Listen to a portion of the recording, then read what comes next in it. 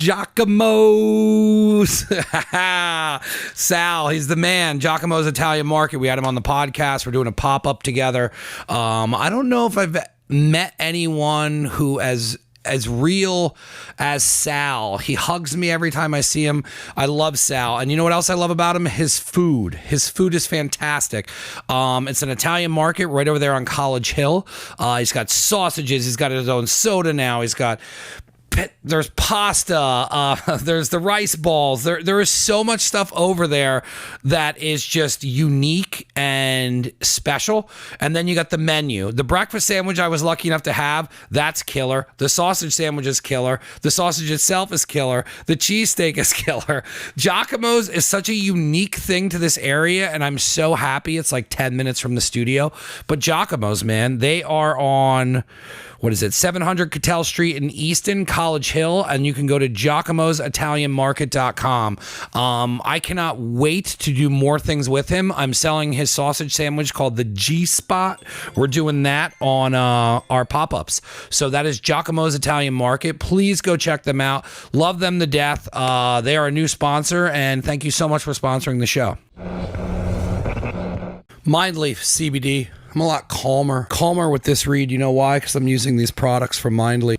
Liz came on the show multiple times. Awesome story on how she got into this. They are making all their products. We got the barbecue pretzels. The pretzels are fire. The tinctures, those are my big thing that I use. I go to sleep with those. The tinctures knock this groundhog out every time I go to bed. The CBD gummies are great, and the Delta 8s. The Delta 8s are fantastic. They'll put you on the moon. I enjoy that. Seriously though, this is a fantastic CBD product. I stand behind it. I got to use all of their stuff, and it is 100% the go-to thing I use now for joint pain, for going to sleep. The snacks are awesome as well. It's just an added bonus. I'll go over to the store and pick those up. Liz is one of a kind. You can follow their social media, Mindleaf CBD, and then it's mindleafcbd.com that you can order all their stuff online. So if you're not local to the area, if you are local, I suggest you go over to the shop. They have a really cool shop over on College Hill. It's actually close to Giacomo's, which is another sponsor. But that's Mindleaf CBD. Get your tinctures, get your Delta 8s, get your gummies, get all of your CBD needs from Mindleaf. We're doing pop-ups and things together as well. So follow their social media. We are connecting them into the network. So go support them because they support me. Appreciate it, guys. Thank you. fiveanddimeeaston.com. They have their website officially up. You can shop most of their stuff online. They also have Fucked. They have Fucked in the store. I think they're the only one allowed to sell Fucked out of their store. It's 484-544-4719. That's at 5 and Dime Easton on social media. These guys are great. I mean, they're killing it. It's the best skate shop, in my opinion, in the area. They have a lot of cool stuff there. Both the owners are rad. I stop in when I can. They're open Monday through Friday, 11 to 7, Saturday, 10 to 7, and Sunday, 11 to 5. There is someone always there to help you out with your needs. You can check their inventory off the website. You can check out some videos they got on there, and they're doing some cool things. Their social media is awesome. They support a lot of local skaters in the area, and they're growing. I'm excited to be a part of them growing. I'm excited to help them out. They're helping me out. It's a good relationship, and I push 5 and Dime Easton because they're the best skate shop in the area. Check them out. BTG Blasting. My man, Pat Cunningham, offering you pressure washing, disinfecting, acid washing, and rust removal. It is a high pressure washing business, bringing your stuff back to glory. He does anything from houses all the way to having him come into the studio. He comes down to the studio on a schedule and he disinfects the studio, and we are certifiably clean, and it just covers all the bases. So with the things that are going on now, you're going to need somebody like this. He's got a sticker out front. I am certifiably clean down here. He also offers free estimates on all your needs. He can do corporate and at home. You can reach him at 484-241-1711 and btgblasting@gmail.com. He just started this business and it is taking off. I'm super excited for him, and I'm super excited that he's a sponsor of the show. And you can check out BTG Blasting on social media for all of your pressure washing, disinfecting, acid wash, and rust removal needs. It's high pressure washing, bringing your stuff back to glory. He offers many things, and you need to check him out. Eric K. Dowdle, defense attorney. We had him on the show, and what crazy stories this guy's had. He's helped a ton of people over the years, and if you're looking for help, he is your guy. You can contact them at 610-882-3000, and it's ekdefense.com. Do you have a pending court case? Do you have a court appearance and need a defense lawyer? Do you need proper representation? Felony, misdemeanor, drug offense, assault, homicide, DUI, traffic violation, appeals. Reach out to Eric. Check out the podcast we did with him as well. It has his whole story on there. If you need help, Eric is here to help you. He sponsors the show. We appreciate it. He's going to be doing a monthly thing with us. Eric will be a part of the family now. Thank you for sponsoring. Took a private with Jimbo, and Jimbo's the man. I love him. And Jimbo's it's a good fit because like I just want to learn the basics, and like it's easier for me to do that shit at, like, because I'm like, when do you get in there? And he's like, I'll be there by 8. And I was like, cool, I'll be there between 8:30 and 9, and then I'm done at 10. Like, there's no classes that early. No. Not during the week. And then like, so I'm just going at Monday, every Monday, and then once the ball gets rolling and I'm comfortable and like Jimbo, you know, it'd probably take about, I'm going to up it to probably 2 days a week, but then when I do that, like I'm hoping that like, you know, I could be like, all right, cool. Like I can take a class and not feel lost. And I'm not like wasting, like, cause I just have questions. Cause I don't understand shit the same way everyone does. Yeah. So like, it's almost like dyslexic at this point. Like when I did kickboxing with Artis, he would always be like, hey man, you're doing it backwards. Like I would get he would be like, okay, I'm going to show you the easy kick and the hard kick. And the hard kick I'd get like that. And then the easy kick I never got. Right. And then he's like, dude, what the fuck? So then I said to Jimbo, I'm like, so Jimbo would be like, okay, this is really simple. And I'm like, I can't understand how to do that. And then I was like, then he would show me something more difficult. And then I'd be like, oh, okay. And like the more complicated it is, I understand it. The simple basic shit is backwards to me. It's funny how we just process information as a whole, right? Like, so the way that I'll make shit, like make stuff make sense to me is very, very different than the way that you'll make, you know, something makes sense to you. Like the way that we'll compare it or try to figure it out for like how, you know, it makes sense to us as individuals. It's just perspective, right? So like everybody has a different perspective. Everybody has a different way of like understanding information. You just got to find what works for you, and then you could speak that language. Yeah, you know? And then like, so that's kind of like what my plan was with that was, this is just going to be the podcast. We're rolling into this because this was just good conversation. I was going to be like, welcome to Never Again Studio. That's what I normally do to start it, but I was like, it was just good conversation about like going to the school and shit like that. Yeah. And speaking of that, like, how did you get involved with finishers? Like, because you came here and you were super, like, first of all, thank you for bringing food. Anyone that brings food down, and then you brought what style food was it? Colombian food from Little Cali. Yeah, Little Cali. Yeah, it's in Bethlehem off of Stefco Boulevard. Yeah, right by that big shopping center. It's got that like grocery store. I can't remember. I think it's Valley Farm. Oh yeah. I know exactly where that is. That like shopping center. It's right there. The Chinese spot's right like 2 doors down or a door down. Yeah, no, that was my first time having any of that, and it was all awesome. It was all so good. Man. Like, I'm definitely going back. It was super clean food, meaning, like, it was all fried, but it was fried in clean oil. It was not like, because I worked in a kitchen, you know exactly if somebody has not cleaned their fryer oil. Yeah, it doesn't sit heavy. It's not at all. It's not like drenched in it, like where you pick it up and it's, you know. But yeah, no, it's cool to be able to share like certain parts of the culture. Yeah, because you hit me up and you're like, yo, do you care if I bring food? And I'm like, not at all. And then you're like, awesome. And then, some people bring food or beer over, and I always appreciate it. And then you saw the graffiti upstairs that I have from, there's like only a couple people that actually notice and pay attention to what it is, but that is an actual subway sign from New York. And then the guys that signed it are like famous graffiti guys that used to fuck with my one buddy Joel. Say one that had passed away. He had MRSA. He was in a wheelchair, and then just the complications of being in a wheelchair over the years caught up with him. So they were raising money, and a bunch of these like famous graffiti artists came out, and then they were doing like silent auctions and shit to pay for medical bills, and like nobody was. It was like, I'm mad because there was another piece like that, and it would have went together. Oh shit! And I lost it. Like I lost because I didn't have enough to bet on both. Oh, okay. Like, you got to take credit cards, motherfucker. So like, I'll give you my shoes. So that piece is that's a very important piece of time and art to me. And you're the second. There was another guy that got his hair cut that was from Brooklyn that knew exactly what it was, and he kept asking Harvey like upstairs, like whose is that? And then I finally talked to him, and he's like, "Where did you get that?" And I told him the story. But it's a rad piece of art. I didn't know you were from New York. I didn't know you were into graffiti. I didn't know anything about that. Man, so yeah. Where'd you grow up? I grew up in Queens, and then I lived in Harlem with my mom for a little bit while I was in high school, but mostly Queens. And you know, I just kind of stayed on that side of the boroughs, like between Brooklyn and Queens, because it's pretty much the same thing, you know, like Brooklyn, Queens. There's just different neighborhoods. But yeah, you know, I grew up in Queens. I went to high school in Manhattan, or the Lower East Side, Murray Bergstrom High School. And during that time, me and my mom were living in Harlem on 144th between 8th and 7th.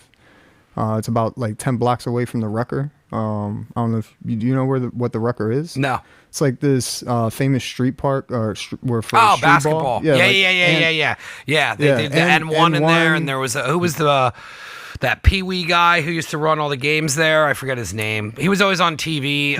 Like he was like kind of the guy. It was like that was like a certain time in MTV's history where they were doing like the street ball and shit there, and then they were doing like the M1. And then on the Lower West Side, like around West 4th Street, you had the Cage. So that was like another really, really famous like street ball. What was that like growing up around that? Honestly, it was just kind of like you feel at home. Yeah, you know, it was just the neighborhood. Yeah, so like it wasn't really until I was older and I started, you know, traveling on my own, traveling outside, or like when I got to basic training and all that, you know, I was like, oh yeah, you know, I'm from New York, and they're like, oh shit. Like we got a fucking New Yorker here, right? and then you kind of get to figure out like everybody has these assumptions or like stereotypes of New Yorkers, right? You know, loudmouths, and people that really don't just give a fuck. Well, Jersey gets a bad rap as well. Yeah, dirty Jersey. Yeah, you know? But I always give Dirty a bad rap as much as I can. But they got good food in Jersey. That's what won me over is I forget why I hated New Jersey. Maybe it was an ex-girlfriend or something. There was a reason why I hated New Jersey, and I can't even remember it anymore.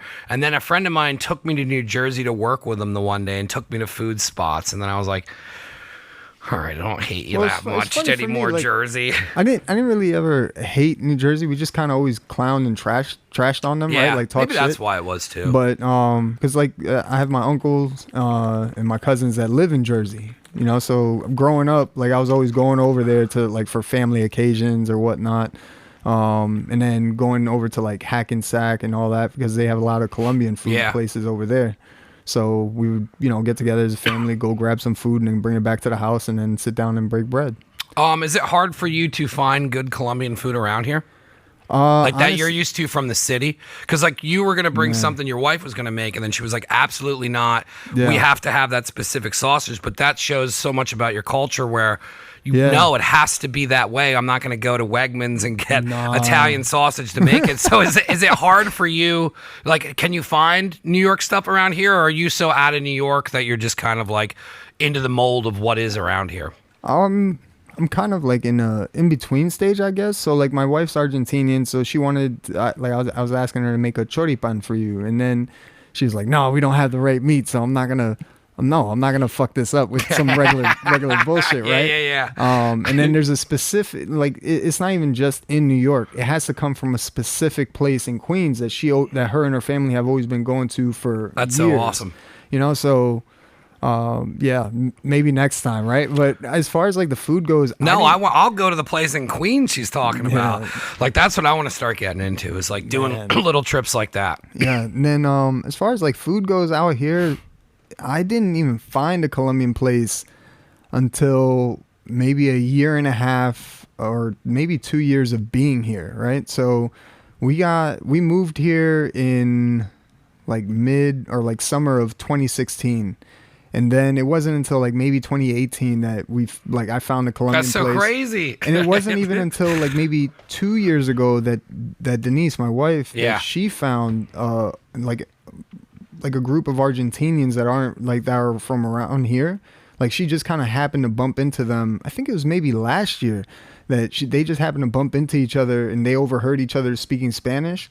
And they have a very specific accent. Yeah. So they're like, oh, you know, she was probably like, oh my God. Yeah, exactly. So then I come home from work and she was like, oh my God, you'll never believe that what I found. And That's I was cool. like, okay. But yeah, no, I mean, as far as like New York goes or food, we kind of like eat at home a lot, like home cooked meals or whatnot. When it's time to go, like when we go out to eat, we venture out. Like we've been to like a handful of places over in Easton and Bethlehem. Even out here, like there's a Brazilian steakhouse out here, not far from here actually. There's Rio's right in town. Yeah, and so we have had a good time as far as like finding places or whatnot. It's not really like, oh, this is not up to New York standards. I'm not gonna eat it. No, I get what you're saying. But yeah, no, as far as the food goes, we found like spots that we enjoy, right? So like if we want pizza, we'll usually go to like or order from like Marianelli's, which is right by the old school, right? Yeah. Like right by No, I've heard of that spot. Yeah, Marianelli's is pretty good with pizza. And now we found that Colombian place, which is opened or ran by Joel's wife. I can't remember her name. I'm sorry. But it's called Lil Cali, and then 2 doors down. That food's good, man. Because I was asking you, like, because I don't normally have food like that. So like when I had it, I was like, like what is like their style food? And then when you started explaining it to me, like I'll definitely go there. And yeah, there's a lot. I like being introduced to food like that. A friend of mine, Kevin Patton, he used to take me to spots in Bethlehem and Easton. Then he would go with his friend Mitch, and it was always just like fire food like that. Like I love I love that kind of food in any aspect. I think that's why I enjoyed a lot of like growing up in New York, because you're exposed to so much different culture all at once. Like, I remember going to Brooklyn getting like oxtail, from. I just had that for the first time. I went to Connecticut and did Parmapalooza with Angelo, My Machine. I share stuff all the time. And the one pizza guy next to him made pizza with oxtail on it. Oh, pizza with oxtail? Yeah. That's interesting. It was good. But like I liked the flavor of the oxtail. Like it was too separate. Like it worked well together, but it was so separate, like a flavor. Right. Like I'm like, okay, like I've never tasted this on pizza. But it was somebody there. I wish I would have remembered it, but I think the oxtail was like from somebody who was like famous for making oxtail. Oh. And then it was like a collaboration thing they did at the event. Oh, and then they kind of gave it out for free. Yeah. But yeah, oxtail's good. Yeah, and then you go down a few more blocks and you get like Korean barbecue. Yeah. There's so much different food and so many different cultures. And Queens is known for being like one of the most diverse boroughs or places in, not just the country, but like in the world, because there's everybody. It's a melting pot, for real. So I really, really enjoyed living or experiencing that. I'm glad I got to experience it, because there's no place in the world like New York, right? Like a normal day, you're walking down the street and you hear like 2 guys like, fuck you, asshole. You're like, fuck you, have a nice day. And then, you just keep moving it on. And I used to go when I was younger quite a bit. My friend Kevin, we'd always go to New York or Philly, and that was one thing I appreciate that he always did, because I was intimidated. I came from my mom, who always tried to shelter us and would yell at us for doing anything. But I had 3 brothers, so we always beat the shit out of each other. But like in the sense of like traveling and adventure and like going out on our own, she was always so worried, would like bless us before we leave the house and shit. It's funny, man, because you grow up in certain households. Like I remember my grandmother. She still puts holy water on me when I leave the house. Oh man, we went to go on roller coasters and she's like, oh my God. I'm like, what the fuck do you think's gonna happen? It's funny because like on the other end of the spectrum, I was, I think like 7 or 8 years old, and my mother put me on a plane to come here or to the US on my own, because she came like a month or 2 later, or so the story goes. I don't really remember too much about it. I just remember the plane ride. Yeah, that's young, man. Yeah, and my grandparents picked me up from the airport. But then growing up, like 10, 11 years old. I don't even know if they let people do shit like that anymore. I feel like the world's so much different now. Yeah, it is, man. You didn't think about shit like that. Like, no, there'd be like people ripping butts on the plane. you think about like now, like as a parent, as like with Lucius or with Mateo, like I couldn't even imagine letting him.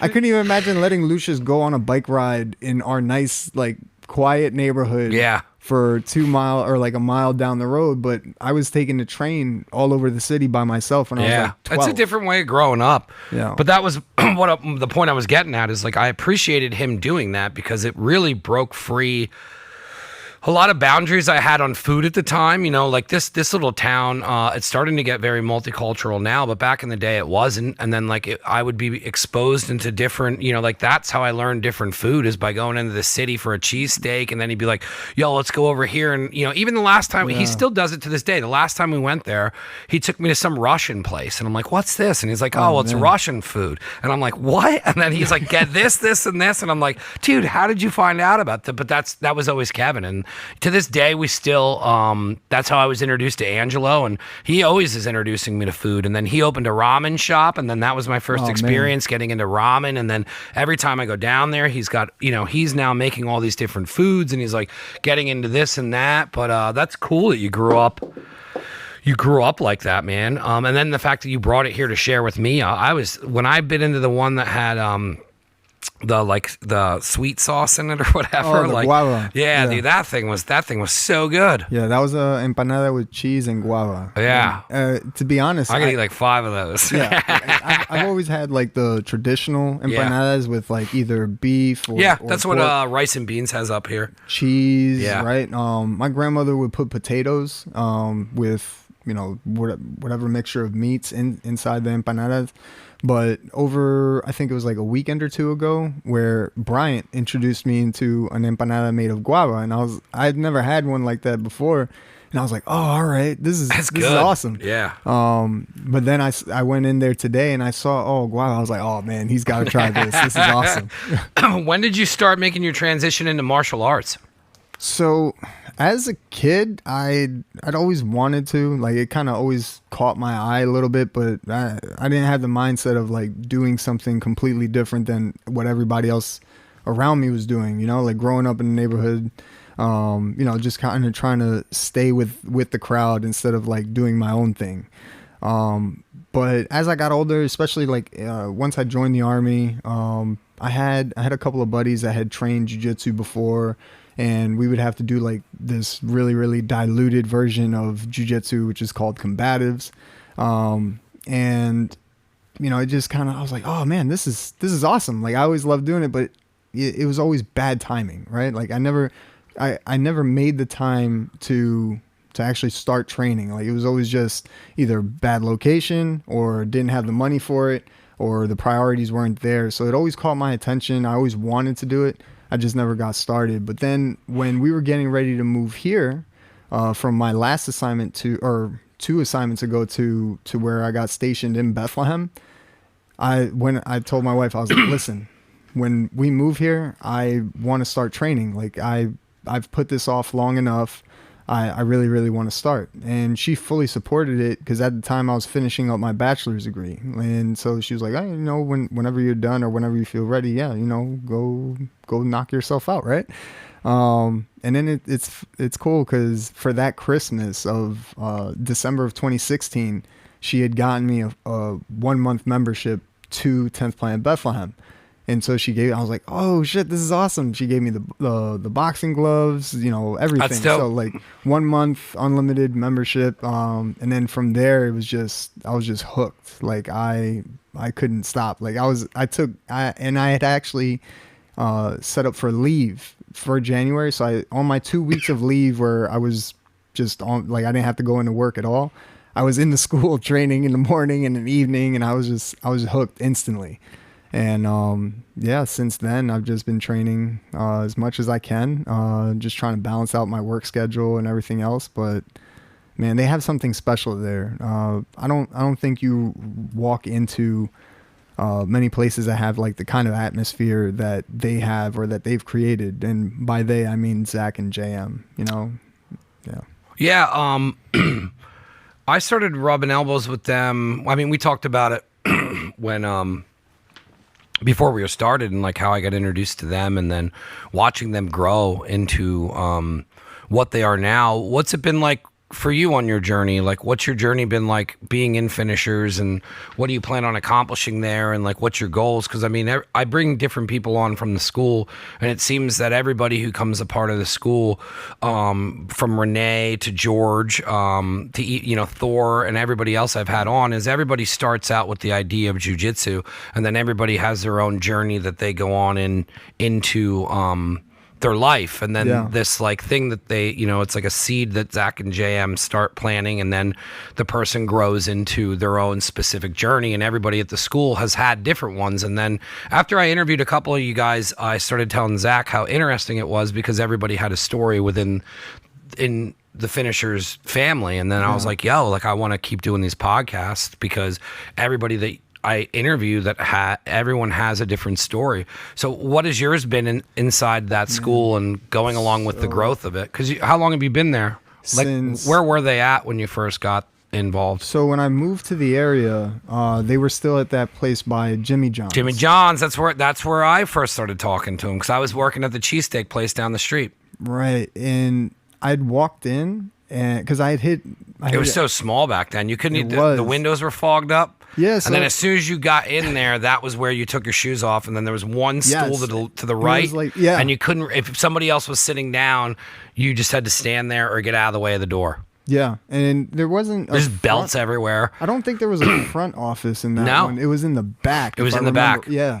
So I walked in. It was one day I was at work and I was in uniform, and so like I walked in just trying to check the place out, because I had hit up their Instagram page, and I was like, hey, so how does it work? And I was asking all these stupid questions that I know now are so I was one of those guys that Zach or JM were probably bitching about to their class. Like, you won't believe this guy. He just won't leave us the fuck alone. I keep telling him, come in. That's the best places their personalities shine, is like, the thorns that they would have on their journey to make it bigger. Yeah. So I stopped by, and then I kind of saw it, and I was like, okay. I was like, oh, so I really do just have to show up with the right gear, and I could just train. Okay, cool. I don't know why it didn't click before. I thought like, oh, you got to do all that. I don't know why.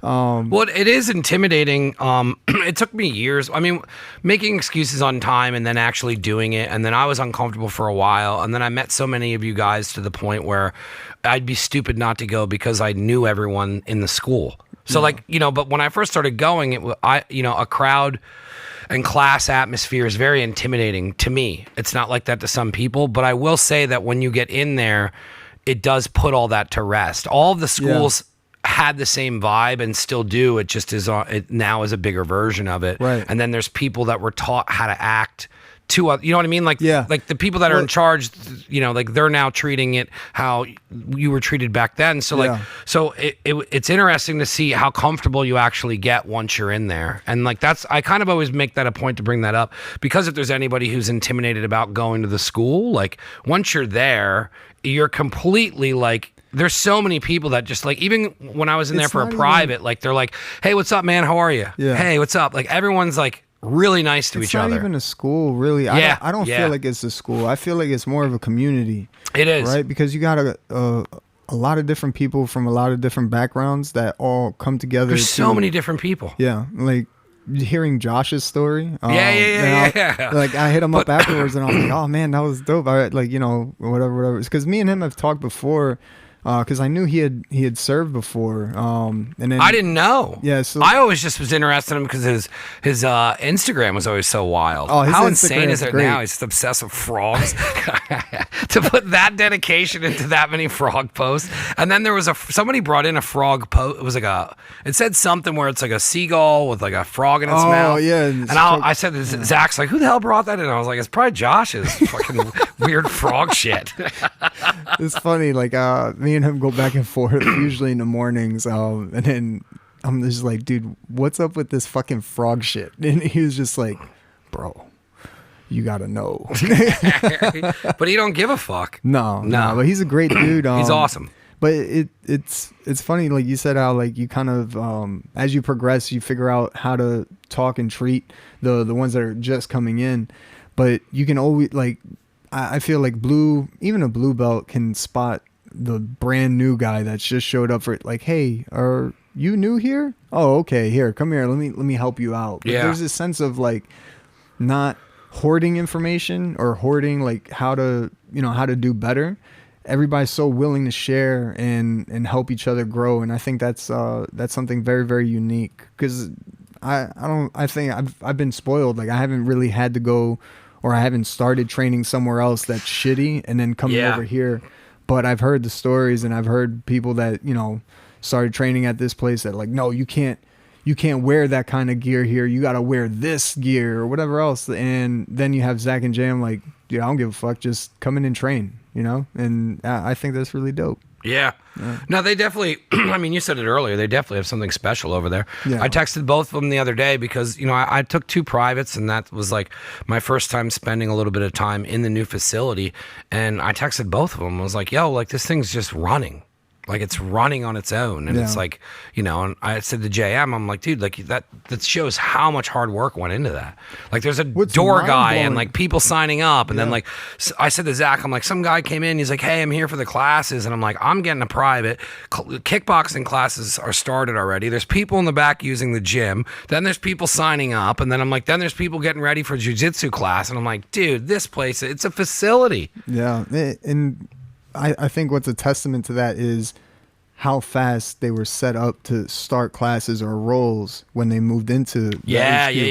That was crazy to watch. That was crazy. Weekend. Yeah, that was crazy to watch because I remember they always talked to me about moving the spot, and then when they found it, it's like I think I walked it with JM or Zach, I forget who, and then it was like, all right, we need to do this, and that, and then it was like then I think they had like 2 move-in days, and like they had a bunch of people there, and they were laying the mats, and I think JM got pizza for everybody, and then it was like, okay, well the mats are down, at least we can start rolling, and then it was like they already had their offices, the plan, and then like now to see where it is, where they got the ring in there, and then they got the back room with the weightlifting, and then he's doing his own thing in the back, and then you got your kickboxing area there, and then they got the huge fucking roll, and then they're doing the tournaments out of there. Yeah, it's fucking nuts. It's absolutely and there's no lid on it. It can get bigger.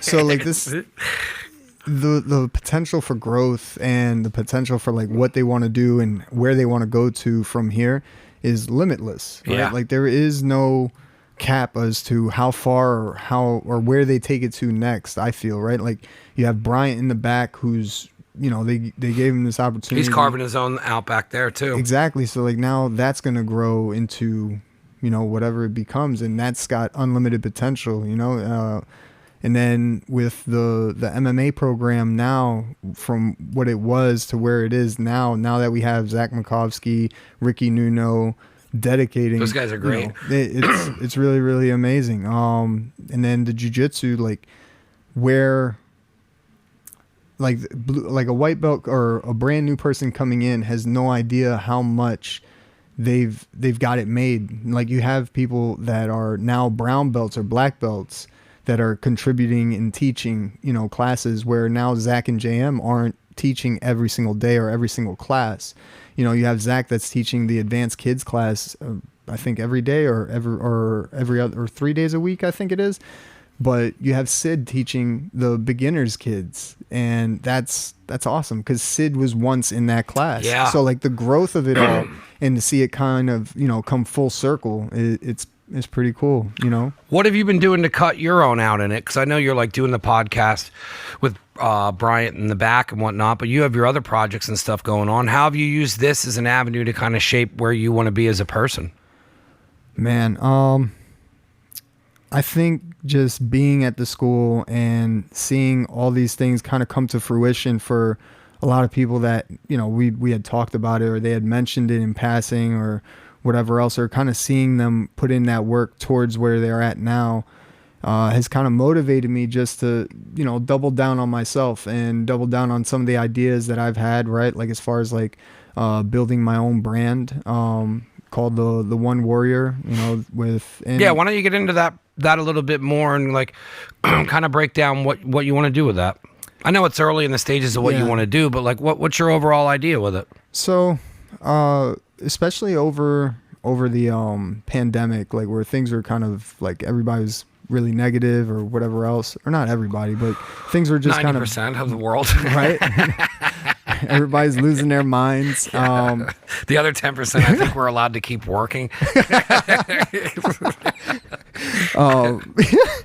But honestly, for me, it's just about spreading positivity, right? Like it's very, very easy to wake up and kind of see how shitty things could be or how shitty things are or that they seem to be, right?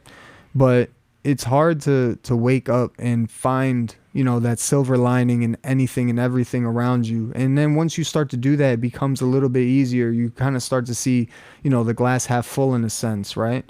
Or that, you know, oh, I'm thankful I have a glass at all, you know? And for me, it's just, I've had a lot of friends that have, like deal with depression or whatever else, and they've told me, like, you know, sometimes the posts that I put up kind of help them out and give them a good start to the day. And I just really, really want to spread like positivity, or just getting everybody to understand, like, you know, if you believe in yourself and if you really, really want to do something, you'll make the time for it. And you can do anything that you put your mind to. You just have to actually go and execute it, right? Like, you can sit down and build this perfect plan, but the moment that this, you know, monkey wrench comes into play and it throws your whole plan off, what are you going to do? You're going to stop? No, you got to find a way to overcome that. And then looking at problems as if they're obstacles, right? Like, instead of problems. They're not, problems don't really exist. We kind of formulate them in our minds, right? Like the way that we look at things, or the perspective that we have over things. If we look at things in a negative way and like, oh man, I don't know how the fuck I'm gonna deal with this, then you're not gonna find that solution, right? Like, finding solutions is a lot harder, but a lot more productive than finding problems, right? So every time. So if we're on a ship, right? This is kind of like the easiest way for me to kind of explain it. The way that I see it in my mind is the ship being like our life, right? Like our life in general. And you notice that there's a hole where water's coming in. 9 times out of 10, people are like, oh my God, we're taking in water. Okay, well, what the fuck are we going to do? Like, we're just going to stand here and watch this water come in? Or are we going to find a solution to plug it and get this water out so that we don't all sink, right? Like, and it's hard to do, I feel, right? But it's also very, very possible. It's just the way that you got to view things and just appreciate things. Like, I feel like nowadays, if you give a bar of gold to somebody, they'll just bitch about how heavy it is instead of just being thankful about, like, oh shit, like, okay, I can do something with this. Where did you personally start developing that mindset, or kind of what developed in you? Was it something you were going through? Is it something that you kind of just saw? Was it the military? Like, where did you kind of develop that mindset from, of kind of changing your perception? Because like I've had to work through like a lot of depression, and it took a really long time for me to kind of change my outlook, or it took like me doing all of this to kind of be at a place where I can actually relax and calm down as far as like what standard I was holding myself to chase a dream. But like, where did you start developing the mindset that you're even, you know, kind of pushing now with your business? And it's like a culmination of things, honestly. Like, I feel like a lot of it has to do with like how I grew up. You know, kind of just not knowing where my path is, or like not knowing which direction to go in. And then just kind of having to figure shit out on my own, because my mother was always working. You know, we would spend time. It's not like she neglected me or anything, but you know, we didn't have that like really, really close knit relationship that a lot of parents have with their kids. And it was just me and her living in my grandparents' house, right? So I spent a lot of time at home with my grandparents, and you know, anybody that grows up in a grandmother's house, right? Like, or you don't really want to be there because you can't really do shit, right? No. So I was always out in the street, and then, you know, hanging out with my friends, playing sports, or just doing whatever. And then when my mom would get home from work, that's when usually I would like kind of either just get into the house, or come in a little bit after and then sit down and maybe, you know, have dinner or whatever else. But, aside from that, it's a culmination of things, man. My motorcycle accident in 2012. The birth of my first son, Lucius. The Army, like that perspective changed me a little bit. Like my deployments overseas. The birth of my youngest son, Mateo. And you have 2 boys? Yeah. That's 2 cool. boys. Lucius Logan and Mateo Moises. You plan on having more? Absolutely not. My mom wanted a girl, and then they stopped after the 4th boy. Yeah. See? And then my brother tried to have a boy, and then they stopped after 4 girls. Jeez. My brother's now, 4 girls? It was a Fauerbach curse. My brother Richard's got 2 daughters, and then my brother Roger's got 4 daughters. And then finally, my my cousin Brian was the first one to, like, the curse is broken and they're having a baby boy. But, like, my dad Did the whole family go nuts? Like, yeah, oh my God, well, the boys boy. did because, I was like, you can't leave it up to me. I never dated anybody who should be a mom. And I was like, 100% anyone I dated should not have kids. So like, and then as I got older, I was like, yo, bride, like, you can't leave that window open for me, man. And then she's like, it's up to you. And then I was like, fuck. And then I'm like, I don't No pressure. No I'm like, I pressure. don't know if I want to have a kid this old. And then then that obviously passed by the time I hit 40, and then we didn't know what was going to happen. And then my cousin Brian came to my dad's birthday party and was like, hey, he's like, we're having a baby. And we're like, you have to let us know. And then, like, my mom called, and, like, my dad was, like, super pumped because, like, the last name goes on now. Oh, yeah. You know what I mean? Right. Like, Fauerbach would have stopped. That would have been it. That's crazy. Yeah. So, yeah. So I just didn't know if you were planning on having more kids or whatnot. No. It's got to be wild having the 2 boys. But are you getting them into martial arts Yes. already, So, or? Lucius does jiu-jitsu. Yeah. He does at least once. Oh, I saw you in there with him. Yeah. And then on Saturdays, usually me and him go in on our own, and we'll just drill some of the stuff that he's learned from Sid. Yeah. And then we'll just do stuff together. Like I like those early mornings with him. Like it's just me and him. It's nice. That's and the quiet. stuff he'll remember when he's older too. Yeah, God willing, right? Like, but yeah, no, I don't want any more kids. My wife does. So I told her, I was like, listen, if the mailman contributes, he's got to contribute to half the bills too. So crazy. No, but and honestly, the biggest thing I think that changed my perspective on a lot of things was the death of my brother. Moises Macho Torres III. I think that impacted me in, I don't think it impacted me in a very, very big way. Losing him was like losing part of myself. Because me and him had grown up together, right? Like, he's not my blood brother, but we grew up together. We came from, like, teenagers all the way to grown men, and we went through, like, all those crazy firsts together, like the first car accident, the first, like, kind of serious girlfriend. We worked together, we were always hanging out. Where one was, the other one wasn't too far off, and that really hit me hard. I didn't know that I could feel like that kind of pain, right? Like, when it's terrible. Like, you never realize, like, how much someone means something to you until you lose it, and that's and that's kind of like a revolving theme in my life. Like, when I had my motorcycle accident, and I had to relearn how to walk and all this, and I lost the ability to kind of do shit for myself. I was like, man, how much do I take for granted? I can't even jump out of bed and put on some socks or put on some shoes or whatever else. Like, I can't even get dressed on my own. And my wife, at the time she was at the time she was my girlfriend. She was that accident is when I knew, like, I was going to marry her. I remember they were working on my leg, and the doctor's like, do you want her to leave the room? And I was like, absolutely not. And then she was like, okay, I guess I'm going to stay here and just watch them drill through your knee. She's like fainting. She's like, I just wanted to get something to eat.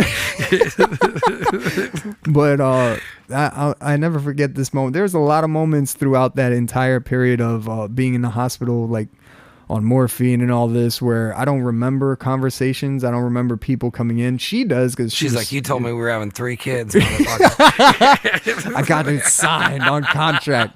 The notary signed it. No, but so I remember she was she was in that room watching them drill through my knee, because the lower part of my femur had gone up and under the top part because the middle part had shattered. So they were drilling through my knee to be able to like pull it out with like a lever system or a pulley system. God. And they were drilling through my knee, and the doctor that's drilling goes, "You better marry this girl." And I was like, I'm gonna marry her. Like I was just so out of it, but I remember that because I meant it. And then the 10 days that I was in the hospital, she was there every day. She was helping bathe me. She was helping me go to the bathroom. She was helping me get in and out of the bed. And then even then, when I went home, you know, and I sank into this like depressed state of, because before I used to be, you know, not relatively fit, right? Like I was lifting weights and I was running and I was doing all this other stuff, but then I couldn't do anything. I couldn't even, you know, walk 10 feet without sweating, like as if I had rolled for an hour.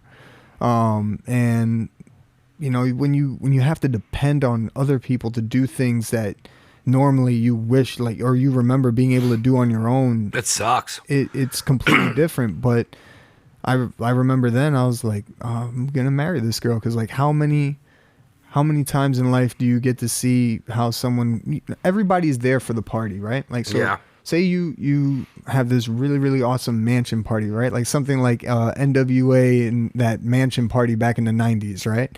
In Beverly Hills.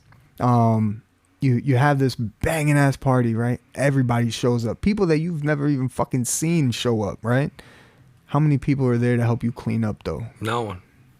The people that help you clean up, the people that are there to help you clean up, those are the people that fucking matter. And absolutely. Like, you know, so for me, like I realized like how short that list is, right? And for me, like I realized then, I was like, man, I'm not going to take certain people, or not certain people, but I'm not going to take things for granted, or I'm going to try not to, right? And then the birth of my youngest son, Mateo, came at a very, very crazy time in my life, because, you know, I'd recently lost Macho, you know, my homie, and I was in a very, very dark place where like I was trying to find the positivity, but I couldn't even find myself, right? Like I was in this dark, dark place, and you know, kind of finding myself. And I'll never forget this, but Zach, it was January of 2019, and I hadn't been in a few weeks or whatever else because I was just dealing with my own shit. I was actually injured at the time too, so I was like, fuck it, I guess I'm not going to train, I'm not going to go in, like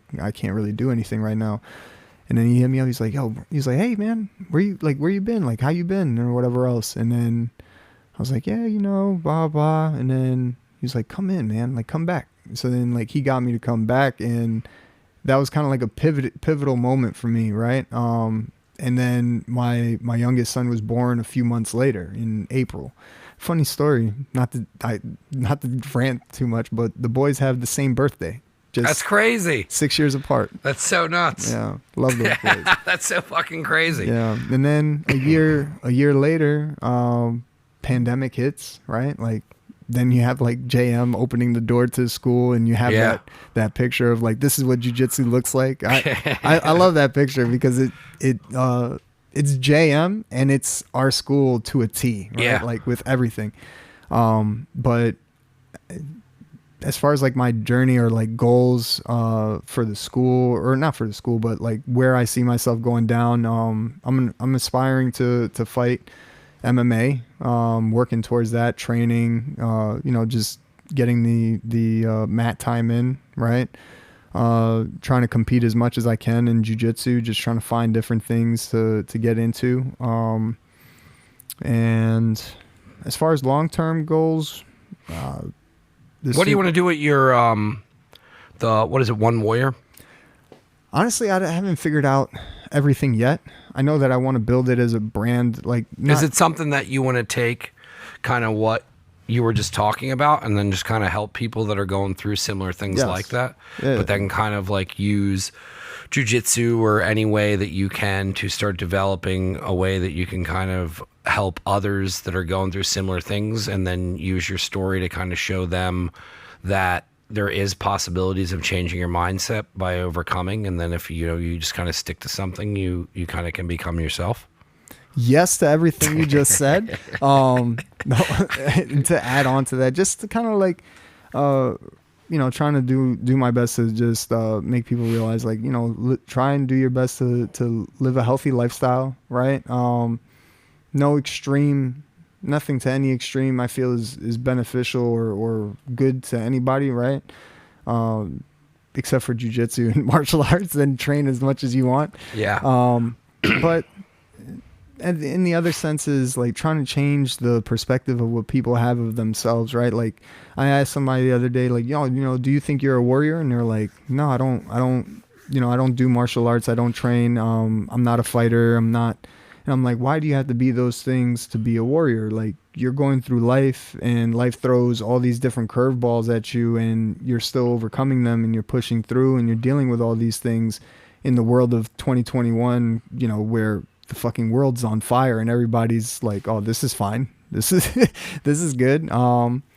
But yeah, I'm going to be dropping some apparel pretty soon, just to kind of not spread awareness, but to just put like certain sayings on them, right? Like blessed beyond measures, like one of the like the phrases that I tend to say the most, like whenever anybody asks me like, oh, how you doing? I'm like, blessed beyond measure, because really, like, how big do I really have any problems? Like I've got my health, I've got my awesome wife who supports me in everything.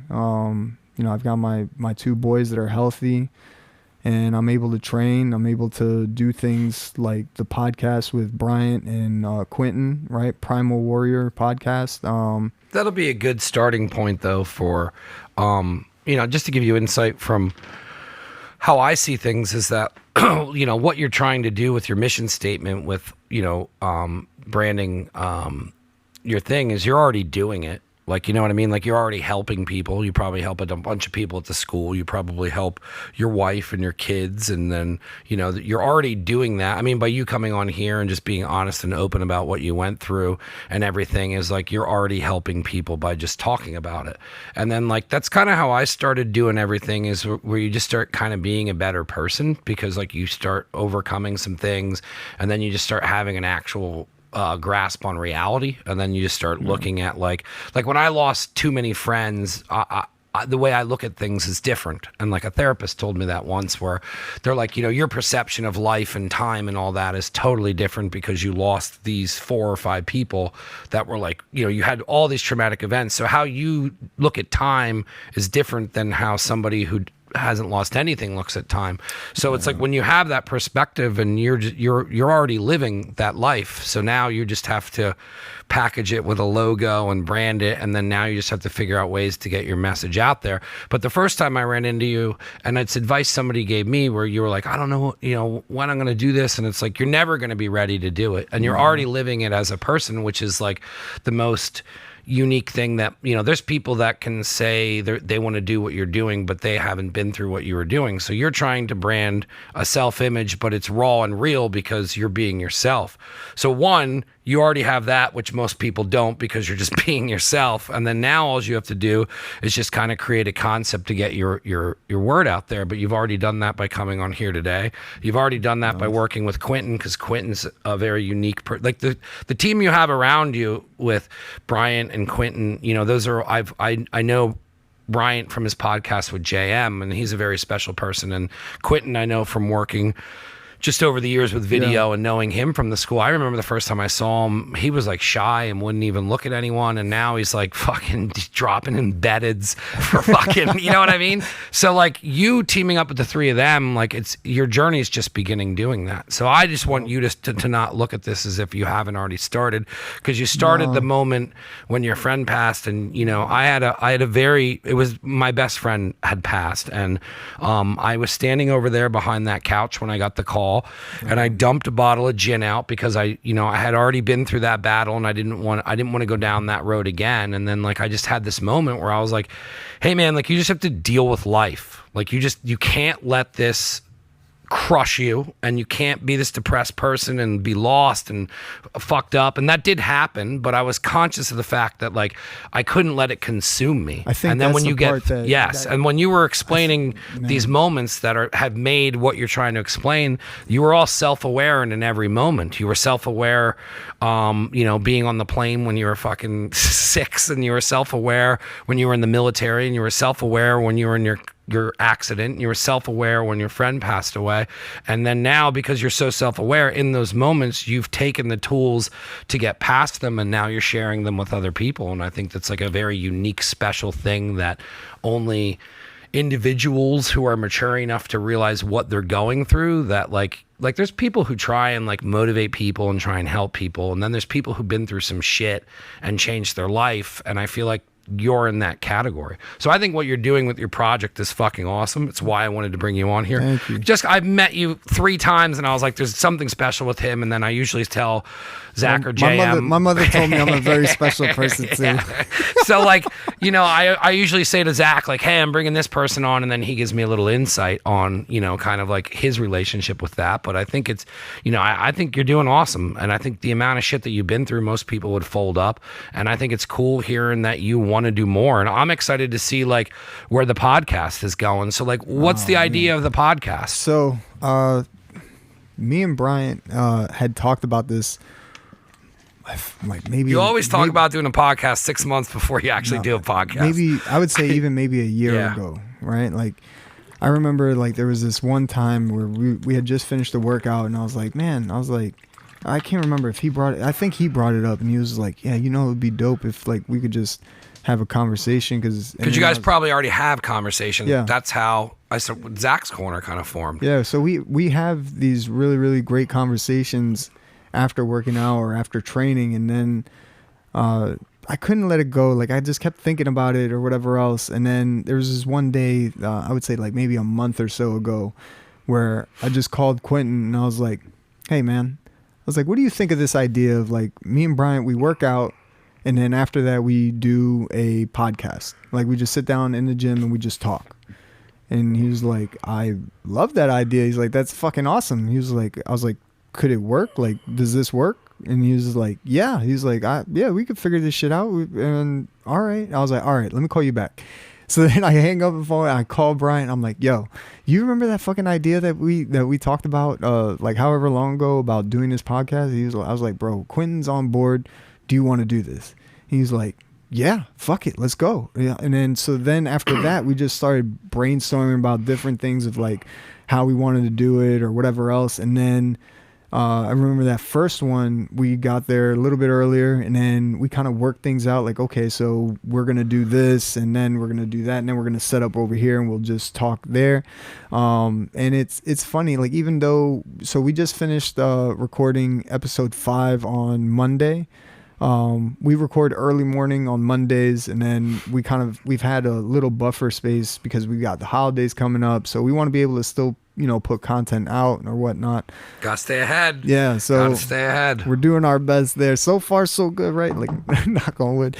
But then to see the growth that we've had in like different ideas that we've come up with individually or collectively from the first episode to just now episode 5 it's extremely awesome, because Bryant out of nowhere one day was just like, hey, how do you think of like if I just read off a quote that I wrote at the start of it? And I was like, me and Quinn were like, yeah, that's dope as shit, do it. So then he did that, and then, then Quinn's like, hey, what do you guys think of doing it like this or doing this? And we're like, that's awesome. But it's not just one person kind of like creating ideas or whatever. Everybody's in on the same page. And what I think is very, very unique about it is you have 3 different walks of life, or 3 people from 3 different walks of life that understand the vision of what we're working towards. And it wouldn't have been possible without 10th Planet Bethlehem. Yeah. Like we wouldn't have never met, right? More than likely. And this wouldn't be possible. Like I remember, not to go off on a tangent, but when Bryant was setting up the gym in the back, like cause it used to be a basketball court. Yeah. And I remember looking at the space before and now, and I'm like, this is just the beginning, dude. Like, this is going to be awesome. I can't wait to see what that gym looks like in 5 years. Just been working out with him. We used to do workouts where it was me, him, Artis, and Thomas. And we would work out like outside in the parking lot in Easton High School. Yeah. Over the pandemic, just outside in the cold or whatever else, the hot and the heat. and to just see where it's going now, it's kind of like the growth of 10th Blind Bethlehem. And I think a lot of that has to do with like who we're surrounded by. Like we have so many people that, you know, kind of paved the way to show us like this is possible. Zach and Jam first and foremost, but then you have Thor, right? Opened like the school, you know, who quit, left a full-time, like a real job. Exactly. He didn't leave like, you know, he wasn't working at Arby's. Like he was getting those jobs. One, are extremely difficult to get unless you know someone. The insurance is you get out the ass, and like it's a real job. Yeah. Like that's a career that you stay at and you retire. It's hard to, those jobs, people, even if you hate them, you ride it out. Well, that's the thing. So it's the same thing with the Army, right? Like I'm currently 14 years in total service, but I have, I think, close to 10 years active duty. So I need to do another, or a little over 10. So like 9.5 more years to go before I hit retirement. And I look at it and I'm like, I don't know, Chief. Like that's a long time. Yeah. And right now where I'm at is, I'm doubling down on myself. You know, it's not like I'm giving up on my job or anything else, like my day to day or whatever else. I still commit myself to that fully. But you kind of get to a point where it's just like, I have all these ideas, I have these dreams, I have these goals. How can I ever look my sons in the face and tell them like, hey, pursue your goals, pursue your dreams, and you know, don't stop until you make them a reality if I'm not willing to do that myself. Yeah. And that's, you have so much around you at that school. And like when you brought up about, you know, I mean, look at what Ross did being, you know what I mean? Like Ross being, and I am going to get him on the podcast. There's so many people that I've met from going to the tournaments with Ross doing like the live streams. And when they used to do the finishers in Jersey at the brothers camp, you know what I mean? Like, you know, and then it's like, if Ross wouldn't have came into role, they wouldn't have had somebody to do that. And then I look at like what everybody did at the school, and like, you know, like JM's relatives coming in to help, and like there's, you know, like that is like how you said it too. It's like, it's a definite community. It is not like it's, and then there's so many different unique people that add so many different things and elements to just growing that thing even 100%. Bigger. And then to have Quentin there, and then now the fact that you can go in there in the mornings and work out, and then, you know, that idea about the podcast after a workout, like, when are you not in a better mood than that, like, hour after you're done working out? Because you're on that, like, I did it. Because, you know, especially when you don't feel like going in to do something and then you get it over with, that's when you feel the best afterwards. So it's like that time of having your mind completely open, because there's no stress, like stress hasn't come in yet. Yeah. You know what I mean? Like you're not in the car and that and all that shit. It's not even that. Like 100% agree with you on that.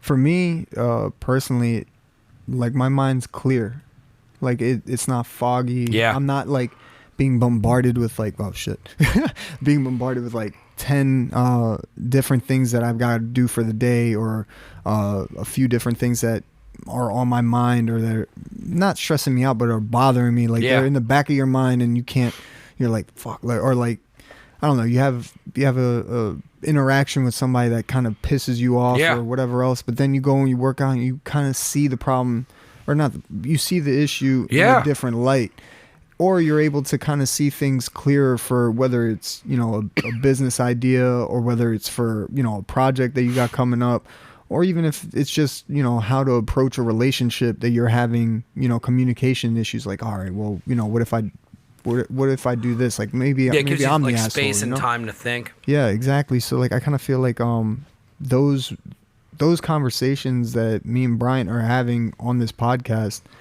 we've been having forever. Yeah. Right. Like, and guys even have it even after they train jujitsu. Like I can't remember who put it up, but there's a picture that somebody put up from the school that was just like post training talks are where it's at.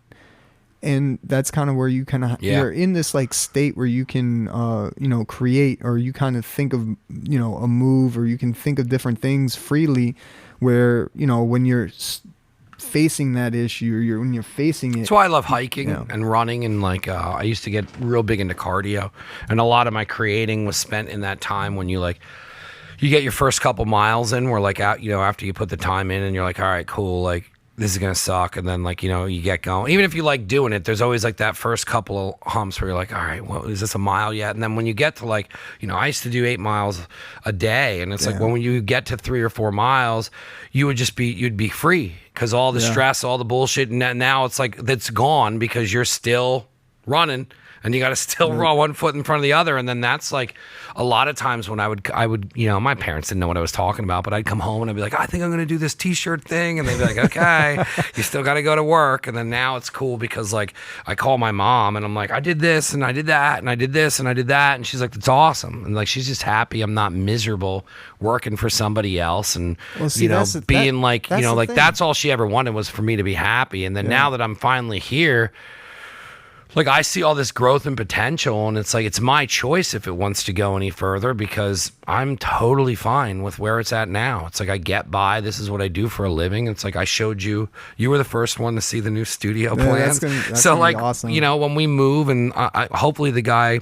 I'm hoping to wrap that up this week, and like but that's another thing is like I had to sacrifice and take 2 smaller locations because it's going to be worthwhile bigger in the end. But yeah, and it's like that's a huge lesson I learned this year is you know, sacrifice is something that just is, you have to do it every day. It's not something that you do and you get rewarded for. No. It's a constant, and then like. That's when I was like talking to my mom and I'm like, you know, I said, I didn't want to have to sacrifice this and like that. And I said, you know what, you know, because I'd always bring it back to like, I think I've sacrificed enough. And then when I said to my mom, I'm like, I get it. Like the sacrifice is now daily. And then now I just know how to sacrifice. And it's made me a better person as a whole. Man, so like you hit on so many different things that like there's like a bell that goes off every single time you hit a new one, right? So like... First, like sacrifice is a big piece of, I don't want to say mantra, that sounds like overly dramatic, but like as far as like if I had to sum up my life, right, like there's a lot of sacrifice there to get to where I'm at now, right? Like me and my wife talked about this I think over my birthday, and we're like, man, to see where we're at now, like we have a house, we have our cars, we have our boys. They're in a nice, good school district, right? And we have this ability to not live paycheck to paycheck anymore, you know? And for us, that's a huge generational barrier that we've overcome, right? Because she came to the country when she was about 8 or 9 from Argentina. I came to the country when I was about 7 or 8. So we remember coming here with nothing and not even speaking the language. And now to be where we're at, when people say like, oh, the American dream is dead, I'm like, you have no fucking clue. You just got to get up and work. Yeah. Like, you have to be willing to sacrifice. Nothing good is going to come to you without sacrifice. Like you have to be willing to give up something for the long-term goal, right? Or dream. And then on the other end, like success is relative, right? Like what I view as success is going to be very different than what you may be envisioned as success. But in order to attain that, it's like a rent. It's like rent, right? It's due every day. And, and then the very next... I gave up on like thinking that it was going to lighten up. And then that's why I was talking to Liz from Mindleaf because she came on today and she's like, you know, it's interesting, you know, seeing people at different stages. It's like I always see Zach and JM are always 10 steps ahead of me, but that's where I met them in life. And one day I might catch up to them, but like I almost don't want to because they lay out such a good blueprint to follow along. And then it's like, you know, I was talking to Liz, and Liz is at a different point in business, but Liz is at a point where like, at some time you just got to sacrifice. Okay, well, I carved this life out that this is my life. I podcast. I have, this is work, me talking to you. And then, you know, and then I have my actual work afterwards where I got to do all this stuff. But like, I carved this out for me. And it's now to a point where like, I'm just so engulfed in work, and I know how much more I got to do to get to that new studio. And like at that point, it's like I have to give up personal freedom. And when I gave up the idea of personal freedom, I became free because this is what I want to do. And like there's this stigma around, you know, like you're going to get somewhere. And I'm like, I'm already there because I fucking didn't stop working. And then the key to it is not stopping working. And then I'm like, oh, that's it. Like, you just, when people are like, hey, yeah, you just don't stop. And then like, you don't realize like, you just have to find something that the constant work isn't work. And like, this isn't work to me. And I love doing this. And like, I did a podcast last night with a guy, then this morning with Liz, and then you. So I essentially did 3 podcasts in the same day because his was at like 10 o'clock at night. So I slept, had coffee. Liz came in at 11. You came in at 4. Now I got to edit all those 3. And it's like, but then, some people would be like, yo, that's totally crazy. It's like, all right, well, what am I sacrificing? I mean, well, essentially I'm sacrificing time. But in that time, what would I be doing? I would be either at a bar. I'd be going to get wings. I would be fucking tired sleeping because I worked a 9 to 5. I could be fucking playing Far Cry 6. And to me, sacrificing that shit that I thought was what I wanted was never really what I wanted anyways. And then when I just stay in here, and it's like what I said to Jimbo after 2 classes, I was like, oh, I get it. You can come in here every fucking day and go down that rabbit hole and you're going to get somewhere, but it's endless. And if you keep putting in the work, you're going to get better at jujitsu. You're going to get better at life. You build structure around all these different things. And then like when you take that frame around like what is supposed to be your day, like, you know what I mean? I grew up thinking 9 to 5 was regular life because my parents taught me that. And then now it's like, I didn't ever want to do that. I have brothers that do that and they're married and, they have kids and then, but it's like, I never wanted that structure. I never wanted to work for somebody else. I always just wanted to make my own fucking thing. And then you talk to similar people and then it becomes, hey, like I gotta talk. Like I'm not crazy. Okay. I'll talk to Zach, and then he'll be like, "Yeah, dude, fuck that. Like, why would you want to do that?" And then I'll call Liz and be like, "Let's go for beers and tears. Let's cry it out about all this stress." And then like I'll call her, and then it's like, and then it's like now I'm just surrounding myself with fucking business people, and then now it's like now I can relate, and then my other friends, it's hard to relate to them anymore because I'm so far down the road. Where it's like with like everything I got going on, it's like sometimes when I explain to people like, oh, well, I'm building this team behind it, so that and I'm explaining everything, I just sound like a crazy person. Well, so like that's the thing, right? Like first they'll call you crazy. Yeah. and then they'll call you lucky. Yeah. Right? Like but that's how it goes, right? Yeah. And then they'll be like, oh, it's really funny how that journey for regardless of like what that path is for everybody, right? Because you'll have the athlete, you'll have the businessman, you'll have all these different kind of avenues that they could go down, right? But for me, for instance, right, it's just hard work. It beats everything, right? Absolutely, 100%. But it's even when you don't want to, like, why do you have to feel like doing something in order to get it done? At the end of the day, it still has to fucking get done anyway. I know, and that's what you learn from pushing yourself. Yeah, I get this question a lot as far like from people either at the school or just people that I know or people that know me. Is just like, why do you get up at 4:30 in the morning? You boys get up on that early risers in there with the goat herder. Yeah. Oh man. But that's awesome that he gets up, man. He just had a baby that he didn't miss a beat. George is, and he told me too, because I was like, you ain't gonna be able to do anything. He goes, I'll be doing more, because I had a kid. George has got a very unique mindset and mind frame. Yeah, no, George is a beast. I'm actually total piece of garbage, but besides that, well, I gotta have him back on. No, he was one of my favorite guests of all time, and like he knows how to like break the third wall. Like as soon as we started, he was like, "Let's not wear headphones," and I was like, "Cool." And then that totally disarmed me because it took me out of like what's normal, and then we just had a totally different podcast. Yeah, no, George is the man. I really like him. But when you really, really want something, you're going to make it happen. Yeah. And you're going to find the time for it. It's not that you don't have the time. Everybody has the same 24 hours in a day, 7 days in a week. It's what you do with that time that's going to be different. So to somebody else that doesn't want to be, or not want to be, but that kind of looks at you like, oh man, this dude's really doing it. And like, oh man, fuck that. That's crazy. Like, why would you want to get up that early? Because I got shit to do. Yeah. Because if I don't get up at 4:30. What time do you go to bed? Usually around 12. At night, and then you get up at 4? Yeah. You get 4 hours, what is it, 4 hours of sleep? 4.5. Yeah. That half is, it's the truth. No, so sometimes I'm like knocked out on the couch by like 11:15. Yeah. And then my wife's like, go to bed because she hates it when I like fall asleep on the couch because it's just not a good look for me because my back or whatever else. Like I don't sleep as good as I would on the bed. I only sleep good on the couch. But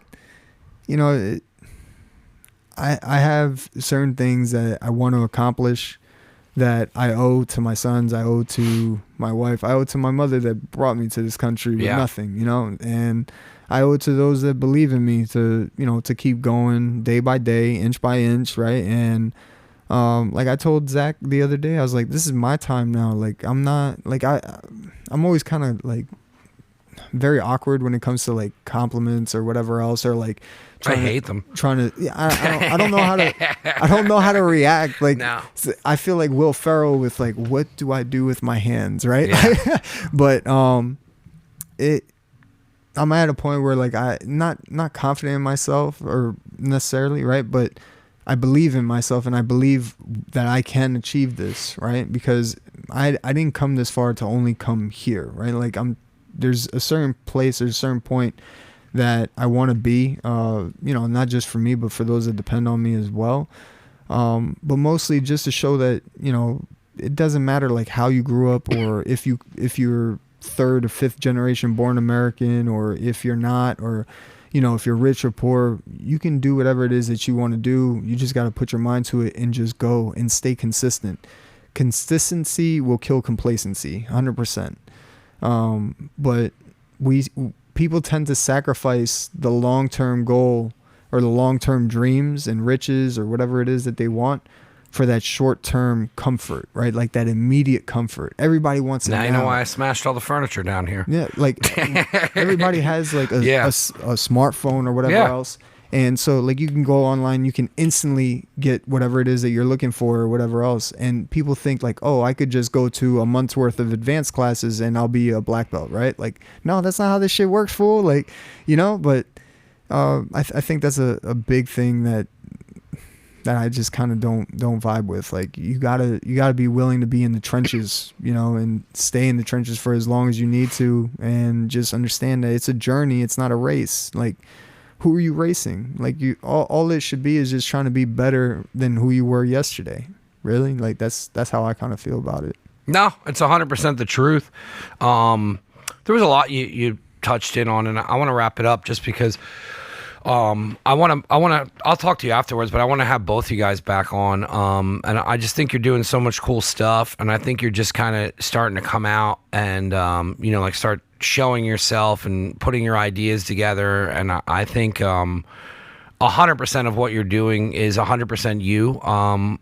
I really enjoyed, and it's been the pattern of bringing different people from finishers on, and it's just showing how unique that school really is, with just your journey and everything you've been through and the little bits you touched on it, and I related onto a lot, and like, a lot comes out of hard work, and a lot comes out of, I called the guy about the plans today for the new studio, and there was something he misplaced, and I just started learning that like you have to have ADA, which is like wheelchair accessible in each room, and I know nothing about like zoning. I know none of that shit, dude. Like that is way past adulting for me. None. I know less than that. So I'm talking to the guy, and he's like, Michael, he's like, and he's really cool and calm, and he's like, Michael, I'm really confused with what we're doing. And I'm like, Kurt, I'm like, so am I. And then like, I was over at Jacobsburg taking a walking, because someone was like, you have to go outside today, and I was like, all right, I'm gonna go take because I have my trails over there, so I know like if I want, like I really love that park. Me and Lucius, and dude, Mateo, it's so awesome. I'll take it's Mateo so awesome. I take Mateo in the stroller. Yeah. Or now I guess his little ass can walk down, right? Like a little bit, but put him in the stroller, and then dude, with Lucius, we go for miles. Yeah. So like I know how to do 30 minutes over there. I know my trails where if like I want to go get lost or I got something going on, and I could be over there for 4 hours. I can take my mountain bike over there and spend a half a day there. I know a 30-minute run. I know a 20-minute walk. Like I was like, all right, I'm going to go over there. So I'm on the phone with Kurt. And I had to stop, and he's like, Michael, I'm really confused. And I'm like, Kurt, I have no clue what the fuck you're talking about. And I just swear, you know what I mean? Like, you get me. So, like, this is polished me. And my mom's always like, stop swearing. And I'm like, look, I'm doing good. So, like, he finally explains everything to me, and I understand it all, and I'm learning a lot in my life about letting go of the dream when you're there, and then when you get there, let go of the idea, so then that way it's free forming, and then it allows it to actually happen. Because when you get to the finish line, it never is exactly how you wanted to get there. It's not how you want to be there. And then so when you're open to change in that moment, that's how it gets done. So like with me having, like I was explaining to you, with taking the smaller space, like that ended up being for the better. But now I'm just trying to figure out how to get all this done, and I'm not trying to involve anybody else, and I just want to get it finished.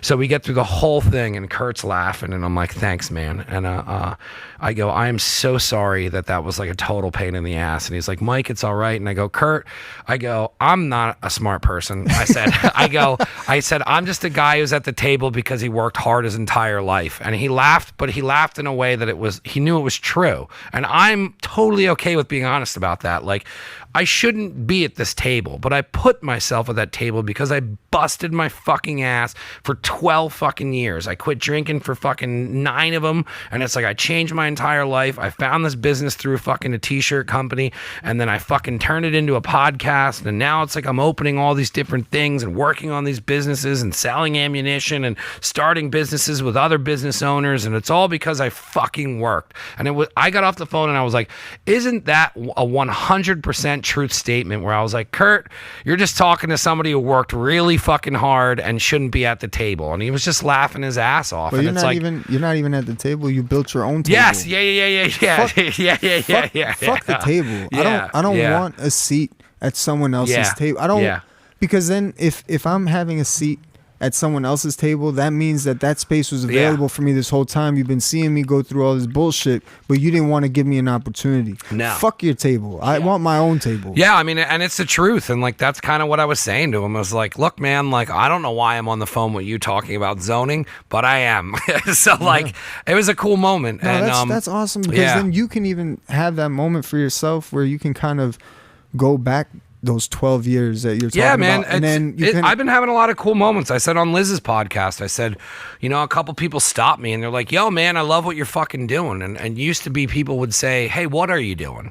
Now it's, I love what you're doing. Man. And then I'm like, that's so cool that you like turn this into a thing and this is your life. And, and then the fact that like the Finishers Network just totally crossed over. And that was so much hard work between JM, Zach, and myself. And it's like, and then when that kind of crossed over, then now it's like you got these different people coming up to me and they're like, they're talking to me about the podcast and doing all this shit. And then I got, some of the students hitting me up asking me about, how to start apparel companies and all this shit. And I always take the time to talk to people with that shit. But like, it's awesome seeing what you're doing. And from when you told me that you wanted to do something, and then when I saw the podcast drop, and I was like, cool, like he's not afraid to put himself out there, and you shouldn't be, man. Like you held your own in this podcast 100%, and it's what I would tell you after the show is like, you're really good at this, and you're very honest about this, and you were very calm, and you kind of just, you have your own style and flow, and you should be doing a podcast because you need to get your word out there to help other people. And I think it's important that more people do stuff like that. And it's another unique person that came out of Finishers,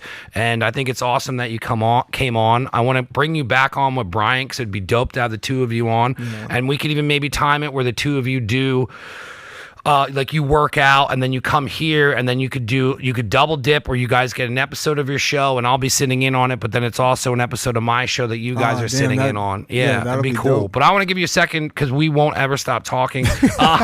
Just because I know from the time that you walk through the door, you're like, graffiti. I'm like, food. You're like, all right. Like it's playing tennis with somebody who knows how to play. So I want to give you a second to kind of promote where anybody can find you on social media, how they can get a hold of you to listen to the podcast, just where you have anything going on, if you're starting to sell your merch, where they can pick your merch up. All right. So for the podcast, it's Primal Warrior Podcast. We're on Spotify. We also have an Instagram, Primal Warrior Podcast as well. As far as merch, I don't have any merch myself yet, but y'all should definitely go to shopfinishers.com and definitely get yourself some dope winter gear. They got a dope hoodie coming out and sweats, and more importantly, Bryant, my dude, my strength and conditioning coach, and one of my closest friends, he's dropped the t-shirt as well. So you should hit him up. He's Pabone Primal on Instagram. And to get a t-shirt, I actually have his t-shirt on there, and it was just, it's a dope logo. Yeah, it was. It looks cool on the back wall too. It is. I love that logo, especially. It just suits him 100%. 100%. Yeah. Did you see the one that's on the deadlift platform? On the deadlift platform, he has the. I'll check it out next Monday when I go in. Yeah, and then damn, what the fuck was that? I think I have ADD, man. And then for the brand that I'm starting to build, it's the One Warrior on Instagram as well. And shout out to Quentin at Quentin610 on Instagram and also YouTube. That's where we have the YouTube episodes. He puts it up on his YouTube for our podcast. Oh, so you guys do a video version of that? Yes. Yeah, because that's how I started listening to the first one, and then it was through the phone, and then somebody called, but I didn't realize you guys were doing that on Quentin's channel. I'll start watching it through there. Yeah. I prefer video podcast over everything. I kind of do too. It's just how I watch TV now. Like, I'll watch your guys' episodes. So like at night when like I'm winding down, I'll throw on like One Bite Pizza, and then I'll go through my subscription on YouTube, and that's how I fill my time instead of watching TV. One Bite, everybody knows the rules. But you there's cool stuff like that on there. But then you can go over and I'll watch Below the Belt, because I just like having the information from Shab. I mean, he's a bit of a douchebag, but I do like his information he puts out. Yeah. And then like I'll go over and Hawani, when they do the live, I'll put that on during the day, just because I like keeping up with all that stuff. Yeah. So I didn't know Quentin was doing that. I'll have to find Quentin and fucking subscribe to his YouTube. Yeah, it's his YouTube's Quentin610 all together. I got to get him on here too. Yeah, he's busy though, but I hit him up. He's like, "Yo, I'm busy." I'm like, "I will not bother you for a little bit yet," because I remember when he took the leap. He's always grinding, and that's another person. I said, "I'm glad you're booked 2 months out, bro." Yeah. I said, "Good fucking for you." I know what it's like to start and leave a job, and it's fucking scary, man. He's crushing it.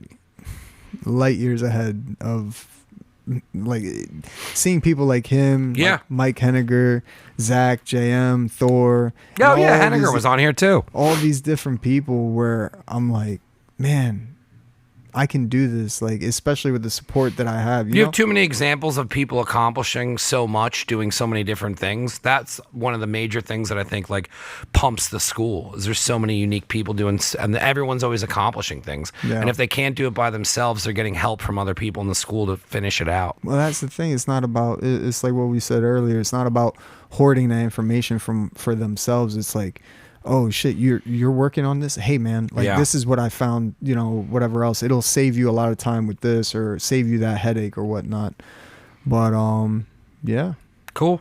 Thank you so much. I will have all of your stuff in the comments or in the bio thing for the fucking information. Okay. But I'll have all the links and stuff like that to your stuff, Bryant's stuff, and then Quentin's stuff. If you're a first-time person fucking with Never Again, it's neveragainstudio.com. That is your one-stop shop for all the audio, the video. It'll take you to all the links to Spotify and all that stuff. The YouTube we're building up, so subscribe to that.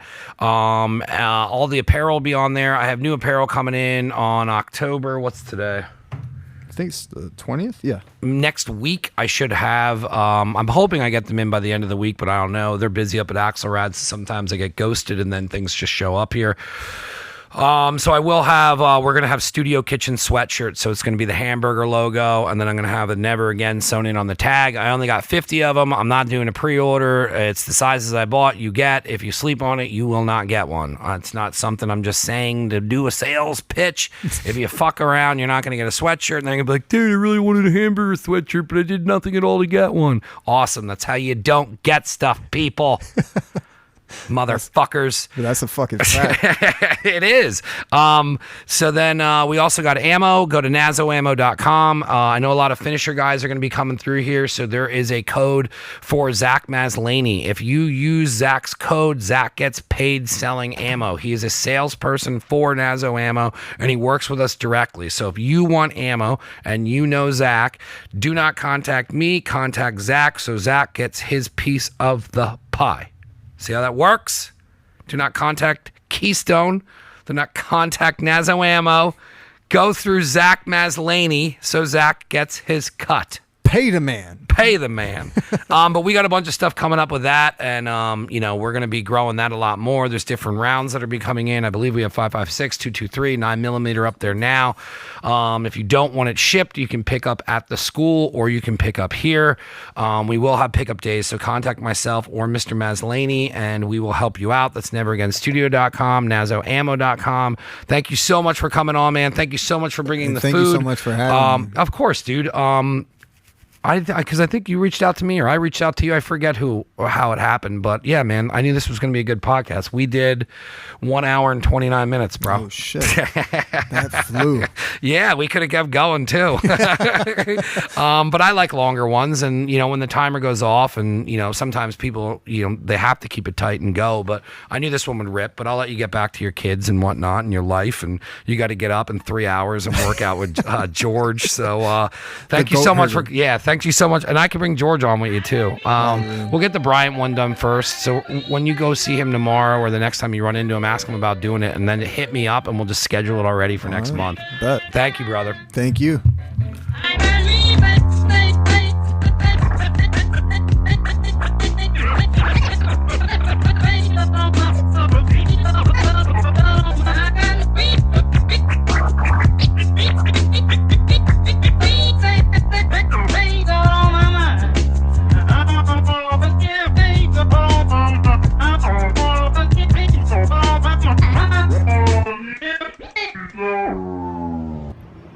Never Again Radio. Get into it, brother.